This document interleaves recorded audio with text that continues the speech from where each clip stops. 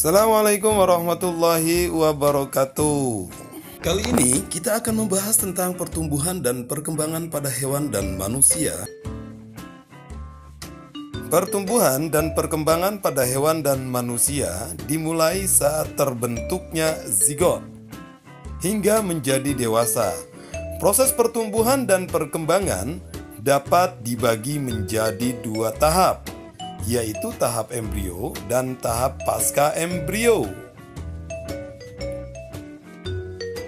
Yang pertama adalah tahap embrio. Tahap embrio dimulai dari proses bersatunya antara gamet jantan atau sperma dan gamet betina atau sel telur yang disebut dengan fertilisasi.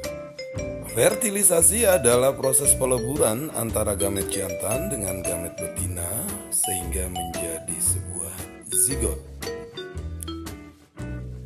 Tahap pembentukan embrio dimulai dari proses fertilisasi, penyatuan sel telur dan sel sperma, kemudian terbentuk zigot yang mengalami proses pembelahan.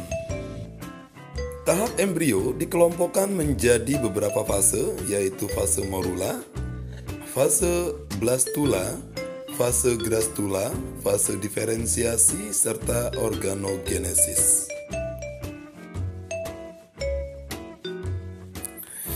Yang pertama adalah fase morula. Pada fase ini, zigot mengalami pembelahan berkali-kali.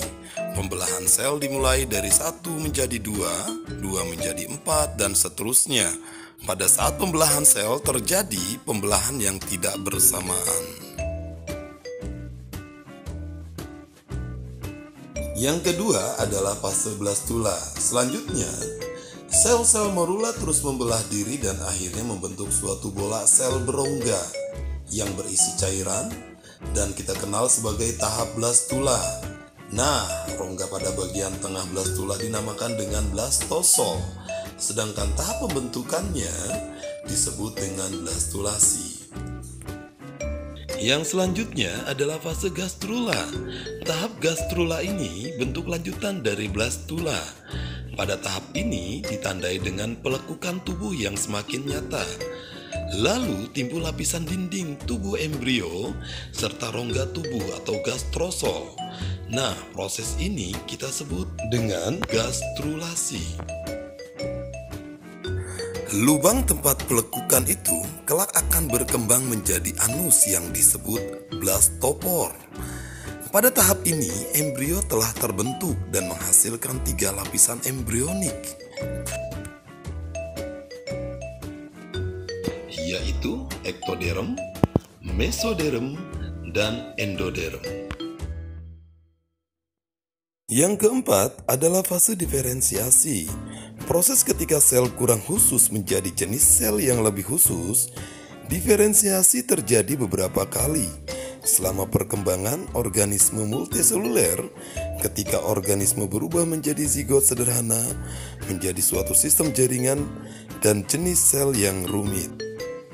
Contohnya, mulai dari gamet sel yang sederhana, kemudian menjadi zigot, zigot membelah dan menjadi embrio.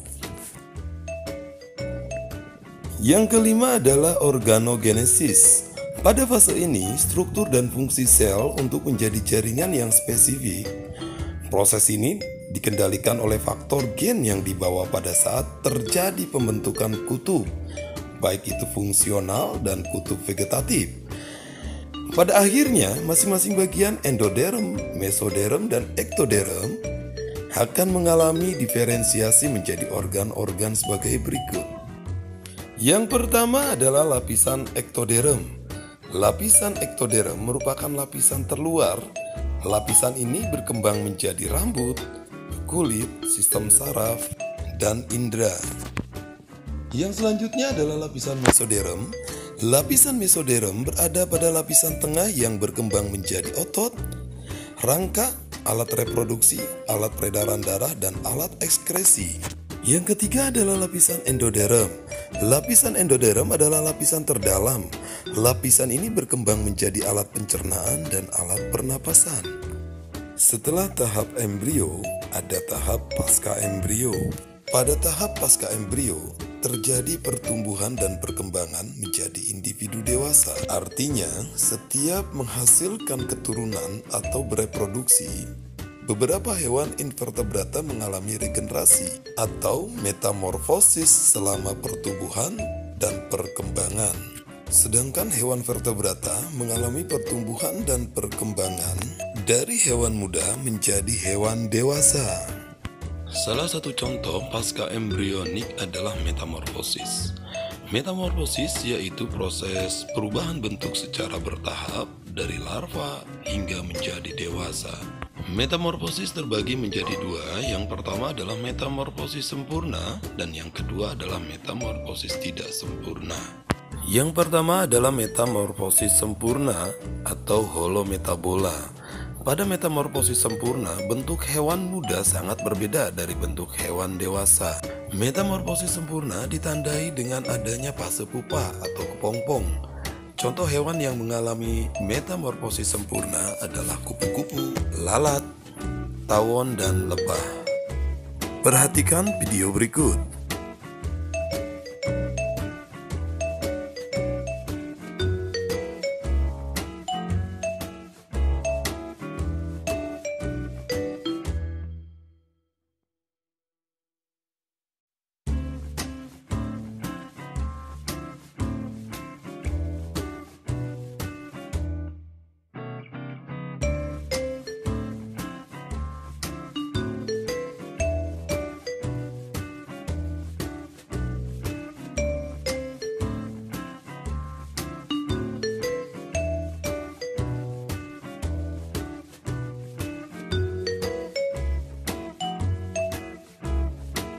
Berubah menjadi kepompong.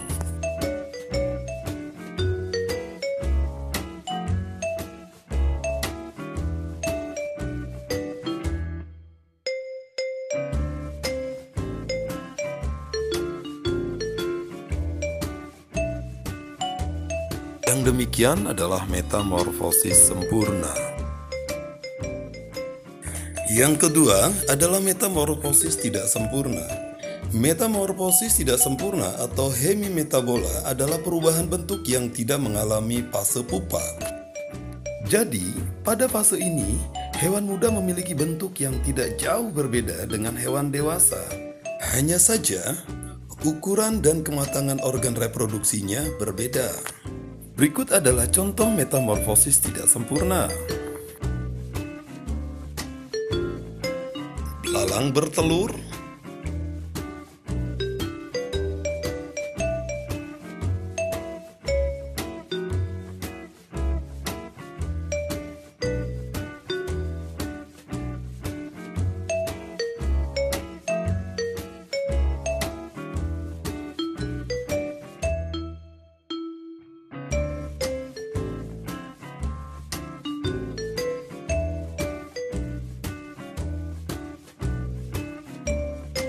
Telur menjadi nimfa.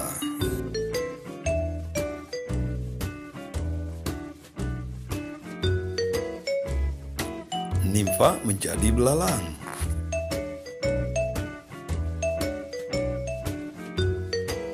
Demikian adalah metamorfosis tidak sempurna.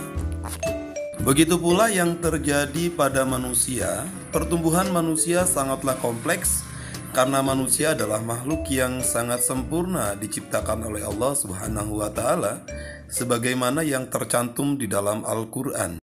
A'udzu billahi minasyaitonir rajim. Bismillahirrahmanirrahim. Inna khalaqnal insana min nutfatin amsajin nabtalihi faj'alnahu sami'an basira.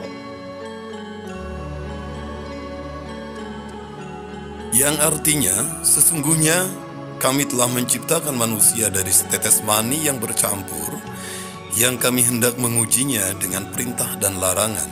Karena itu kami jadikan dia mendengar dan melihat. Surah Al-Insan ayat 2.